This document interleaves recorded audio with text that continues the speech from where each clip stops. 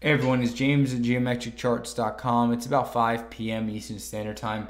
We got the 4-hour chart of Bitcoin, BTC, USD on the Bitfinex exchange. So the video is not investment advice, but I was looking for another move up in Binance, in particular, to kind of balance this market. What I thought would happen was, instead of maybe Coinbase dropping, there would be another pop, and that pop would lead to both exchanges getting very close in price. Right now, there's about a 180 point difference, a little less right now, but they used to only be about 30 to 50, depending on how crazy the market was getting.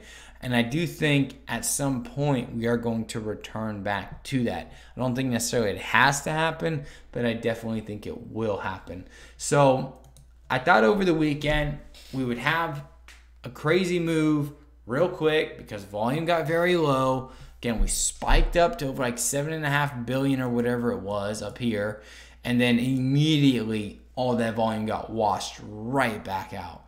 So it's, the market on the bigger picture is dominated by sellers.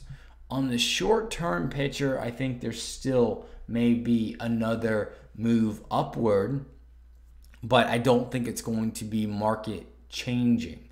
So as long as Bitcoin can hang above about 6,200 or so, which is my uptrend lines, the very bottom of those uptrend lines, as long as it can hang above there, the uptrend will remain intact. The problem is that the indicators like your RSI, your stochastics, all of them have negatively diverged from price for quite some time now.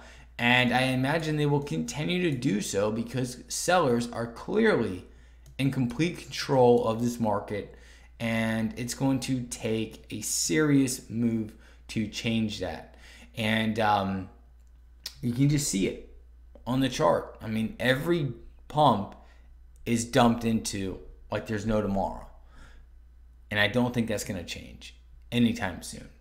So while I still think maybe on the short term there's a little more upside, on the longer term I definitely think there's either more horizontal price action, meaning we go more along this purple line here, or we deep dive again, more than likely smashing to another new low and just kind of bouncing around. But this, the hopium that I see and I hear, that Bitcoin, that was it. Like, everyone got amped up. Everyone gets amped up every single pop. Like, it's going to go to 20,000, 30,000, 40,000, 50,000, whatever crazy numbers are out there. And you got these experts on mainstream media saying it's going to go to these figures. You have to jump in now. You have to jump in now.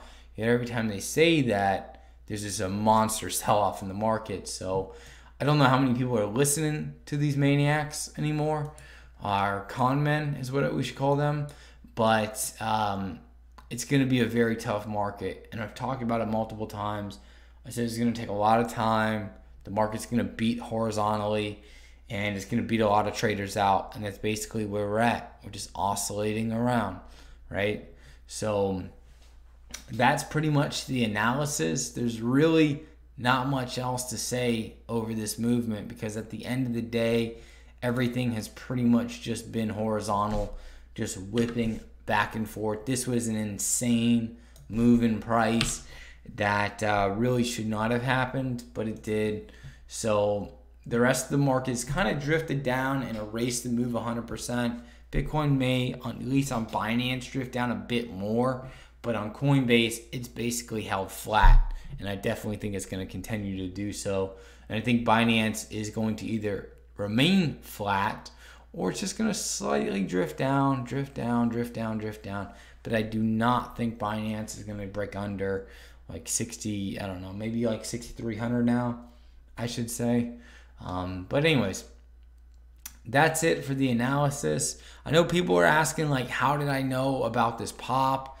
As well, when I called it, I could just see in the formation of price. It was not only price, it was the downtrend line it was holding up against. It was what was happening in volume. Volume was drying up a lot. Again, it was just, at the end of the day, what happens is once you trade for a long time, once you're looking at these things for a long time, you get a feel for them and you can kind of recognize patterns, whether it's consciously or subconsciously. And then at the same token too, what a lot of people don't understand is everyone wants to rush to technical analysis like it's the end all be all, and like the RSI and stochastics and MACD and all these lines and all these indicators and all these moving averages are going to necessarily increase your odds of trading. You become a billionaire overnight, and everyone gets these lavish dreams, right? And there's no problem in doing that. And then they hear about, like, you hear about these guys that like make like, you know, $1 million trading a penny stock or some crazy stuff like that, when in reality, more than likely they had insider information, or they got lucky and they caught a crazy pop on something that went absolutely nuts. Like all the people that were doing financial advisory services for Bitcoin, right? Like I was seeing kids offering financial advice on Bitcoin because they got in really early and made some money, maybe a few $100,000, you know, into a kid. Like that's insane. Like they just became mega rich. They're ready to retire and offering this financial service because everyone gets hyped up. Like they just think like it's just that easy. But at the end of the day, what my point is you have to like be continuously involved in the chart to get a feel for the chart. You have to anticipate where price is going to go next. And at the same time, who is going to be psychologically tortured the most? And it's the retail trader.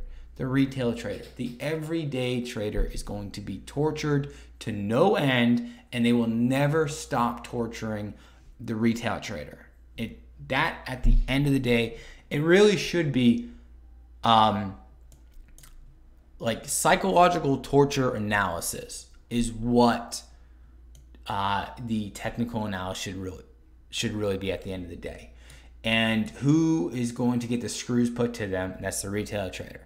So if your mainstream media and your newspapers and your YouTube and your social media and everybody's going nuts, right? And they're saying, oh, this is it. This is the time to buy. Chances are big money is ready to put the screws to the retail trader. And in the case to where we were dwindling in price was beating against the downtrend line that I had.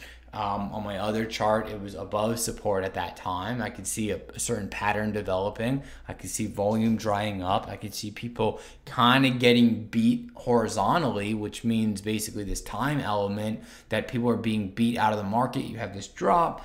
I started getting very bearish right here. And then I started thinking, who are the screws going to be put to?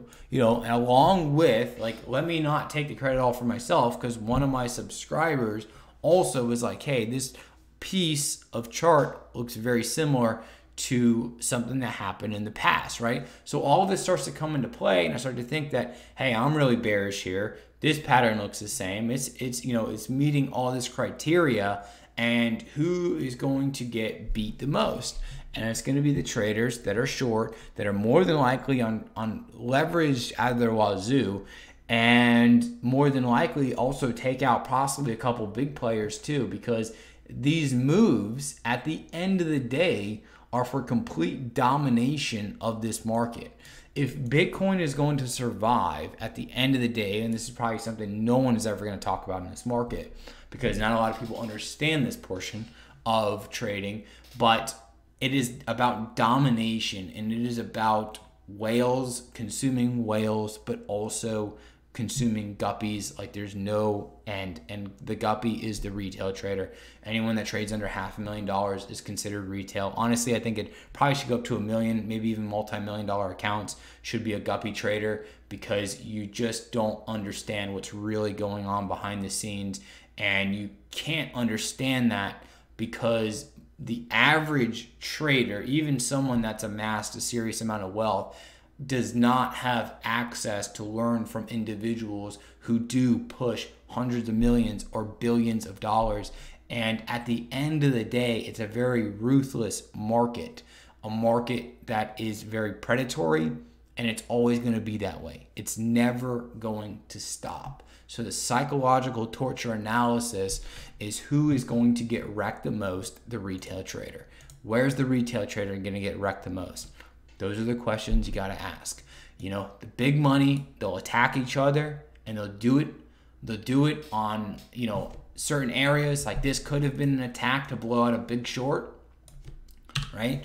Or move a position, as in they had a bigger position, you create a pump, and then you dump into it, because you'll just get a sucker who's a whale. You'll get a sucker. It's like when you're at the poker table and you're playing, and you have, you know, a good amount of wealth, and you can tell when someone else moves in, and then what you do is you can kind of like, you know, maybe fumble around, or you just lure them in. You lure them in. You get them in. You get them in. You get them in. And then bam, you hammer them for everything. You let them feel good. You let them build their confidence. And then you just whack them and chop them at the knees and just completely take everything. And that's what happens. It's a very predatory business at the end of the day, right? These big players are not in this market to just make small gains. They are in it for complete domination.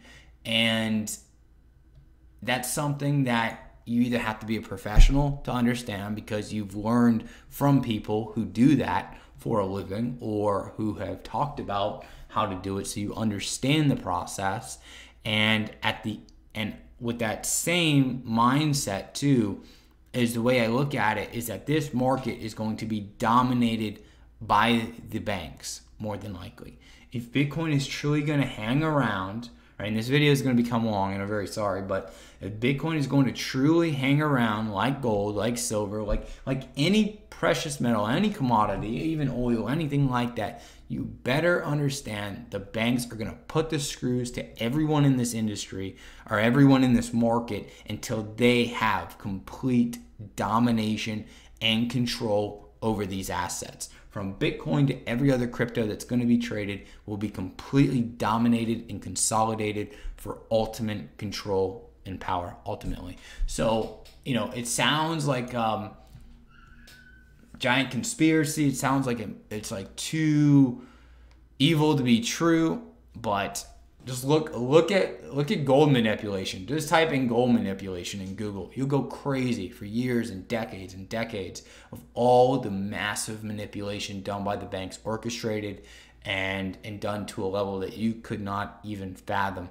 But at the end of the day, and that was also why I talked about the time element in Bitcoin, is that it was the crunch that was occurring. It was the whipsawing that was occurring by bigger players cannibalizing each other and fighting for complete control over this market. And I'll tell you who's going to win in this market. If Bitcoin and cryptocurrency is going to last for any time, it's going to be the banks.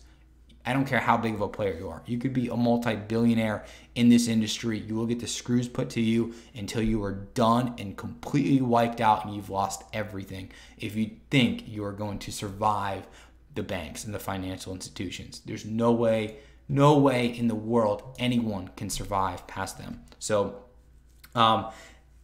that, in a nutshell, is something you will more than likely never hear or read anywhere, because very few people are going to talk about how twisted and evil the market really is. But if you can think about it in that mindset of who is going to get screwed the most, you'll save yourself most of the time. That's why I always tell people to use stops too. And believe me, you know, I get overconfident too. I mean, everyone does, especially when you're hitting a bunch of good trades and stuff, but you have to use stops. You have to use them at the end of the day. So hopefully that makes sense to how I was able to predict the move. There was a lot that went into it, especially with my sub pointing that out, like that this piece, and he actually started breaking it down much smaller time frames, which I never even go to. But I knew that if everything was going to come to fruition based on where price was trading, based on how bearish I thought the market was, and who was going to get the screws put to them, obviously the retail traders, maybe even a big trader or two, that it was going to happen, and it was going to happen overnight, and it did. and it exploded way beyond what I anticipated. I mean, to a level that I just couldn't even. I could not have ever imagined that Bitcoin would have traded over 7,800 or very close to 7,800 on Binance from that current level. I thought it was going to pop up 69, maybe 7,000, and then do another wave up. But in one solid move, I never thought that was going to happen. So I don't mean to make it a 15-minute video, but hopefully that helps everyone watching this video. And it helps you understand a different dynamic to trading. Even if you are a technical trader and you've done very well for yourself, if you just think about who's going to get screwed the most every time you trade, it will more than likely save you more times than you can honestly imagine. So anyways, that's it. I thank everybody for their time. I thank everybody for their support. If you're still watching the video and you thought that information was helpful, or you think anything's helpful, please like, comment, subscribe, follow. If I do not get back to you in your comments, I'm very sorry, but I am very busy. I try to put more time and effort into these videos to elaborate on things, and sometimes they're faster just depending on how much of a time crunch I'm on. But that's it. So anyways, I'll talk to everybody on Wednesday, and I hope you have a great day or great night depending on where you are in the world.